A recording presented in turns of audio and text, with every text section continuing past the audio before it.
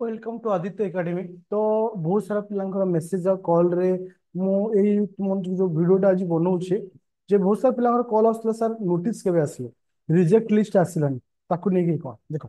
प्रथम कथा मु आज तुम सहित डिस्कशन करिवि रिजेक्ट लिस्ट केबे आसीबो और फाइनल एग्जाम रो नोटिस केबे आसीबो। ये तुम मानकु जो नोटिसटा मु देखैछि ये होछि 2023 मसिया रे आसीथिया नोटिस। प्रथमे मु तुमनको रिजेक्ट लिस्ट कथा कहूछि। देखो एथरो चांसेस बहुत कम अछि रिजेक्ट लिस्ट आसार कहीं साधारणतः 3 ରୁ 4 मास पूर्व ही रिजेक्ट लिस्ट आसी जोटा कि गत गत वर्ष तुम मनकर मे मासरे रिजेक्ट लिस्ट आसाला जेहेतु ए वर्ष एपर्यंत आसनी जदि बा आसीबो एई सप्ताह ही आग आस सप्ताह जब रिजेक्ट लिस्ट न आसला तुम जानिबो जे रिजेक्ट लिस्ट से देबेनी समस्त को एग्जाम पाई अलाउ करिवे।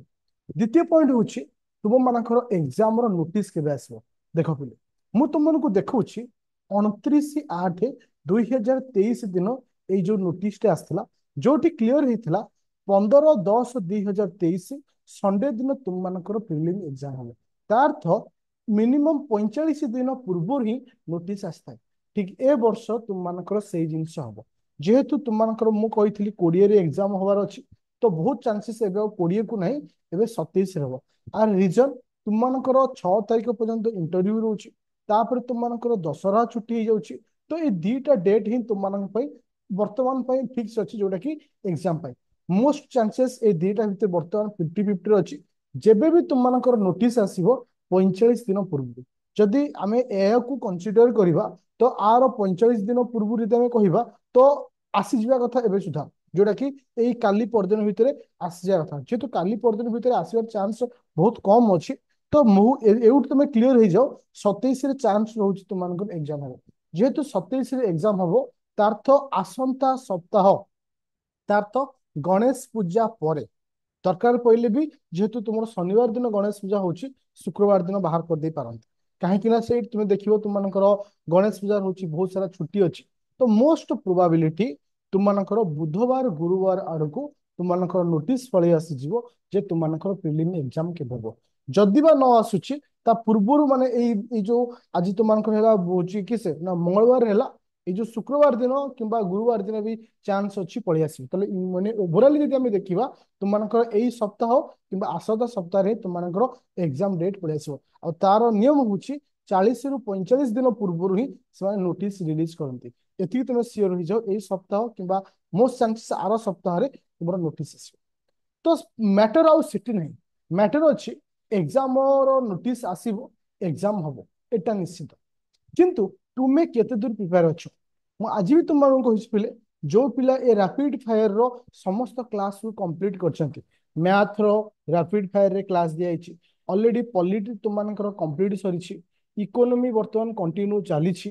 तुम geography already rapid fire complete सरीछि करेंट अफेयर मार्च मास एप्रिल मास कंप्लीट सरीछि समस्त जिनस तुमको थ्योरी आकार रे very shortly rapid fire provide कराउछि और ता सहित 2700 क्वेश्चन तुमको दिया जाइछि प्रैक्टिस करने और ता सहित टॉप 500 एमसीक्यू मु तुमको लाइव डिस्कशन करेउछि जोटा कि आसीबार चांस अछि तार तो गोटे पिला एट ही सब जिनस पाइजिवो जेति ताको दरकार तार तो जदि तुम एबे भी कंफ्यूजन अच्छो एबे भी मन भीतर डाउट रहउछि जे हमें कोन करी कहीं ना दीर्घ वर्ष है तुम मान भितर कौन करू आ कथा शुण ता कथा शुण ये समय बीते देछ मु आज तुमको कहूँ ये 45 दिन आ भितर जी जिन अच्छी तुम क्लीयर कर प्रिलिम तुम क्लीयर हो कहीं तुमको मुझे कहूँ पिले आज तुमको कहूँ 2000 जो 23 मसीह जो एग्जाम टी होता जोटा कि 23-24 आम जहाँ कहे तार एपर्यंत माने जो इंटरव्यू जो दौरान जोड़ा से एपर्यंत फाइनाल रिजल्ट आसी तो फाइनाल रिजल्ट आसो तुम से देखो से वर्ष तुम प्रिलिम कटअप के देखियो पिले 35 माने 70 मार्क तुम प्रिलिम कटअप थी ता ऊपर को केबे भी जाई नथिबो आज मु कह दूची ता माने 2 मास पूर्व बा मासक पूर्व मु तुमको कहि दउची 70 ही तुम कटअप जीवो जेहेतु पूर्व वर्ष 70 थिला ए वर्ष केते जीवो तुम यदि माइंड रे आसुचो एबे भी तुमको कहूची 70 ରୁ 80 तुम कटअप जीवो जेहेतु नुआ पैटर्न आसीची तो तुमको से 70-80 भितर टार्गेट ना पाइले कोन करिया पड़ियो मु आरंभ रू कहिछि पिले करेंट अफेयर